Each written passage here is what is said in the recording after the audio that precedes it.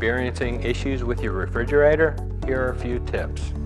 Refrain from putting the fridge or freezer on the lowest, coldest setting, as this can cause the system to overwork itself. We recommend maintaining moderate or medium temperature settings. Refrain from packing your fridge with bulk amounts of warm food items upon arrival. This can drastically slow the cooling process, as the fridge will have to work harder and longer to cool everything. Adding pre-chilled items, such as cold canned sodas, can assist in the cooling process. For any food items that must go directly in the fridge, be sure that they are not blocking any of the cooling vents so that the airflow can properly circulate. If you're still experiencing issues after watching this video, please feel free to reach out to us at one of our offices.